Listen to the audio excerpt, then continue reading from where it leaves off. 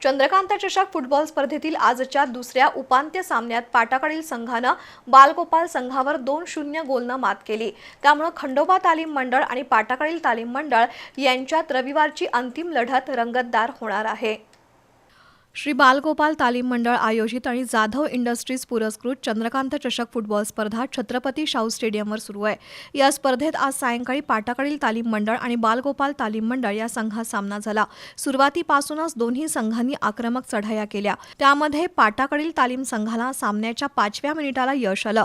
अमीन कजीर यानं मारलेला फटका बालगोपालच्या गोलरक्षकानं सूर मारून पकडला, मात्र त्याच्या हातून चेंडू पुन्हा निसटला। ही संधी साधत अमीन कजीरनं गोल नोंदवत संघाला 1-0 अशी आघाडी मिळवून दिली।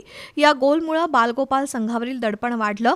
बालगोपालच्या ऋतुराज पाटील, फेला, देवराज मंडलिक, अभिनव साळुंखे, रोहित कुरणे यांनी आक्रमक चढाया करत गोलसाठी प्रयत्न केले।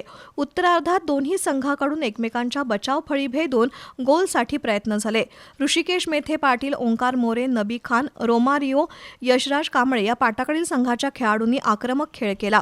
सामन्याच्या 57व्या मिनिटाला ऋषिकेश मेथे पाटीलनं बालगोपालच्या गोलक्षेत्रात मारलेल्या फटक्यावर अमीन कजीरनं हेडद्वारे सुंदर गोल नोंदवत पाटाकडील संघाला 2-0 अशा आघाडीवर नेलं।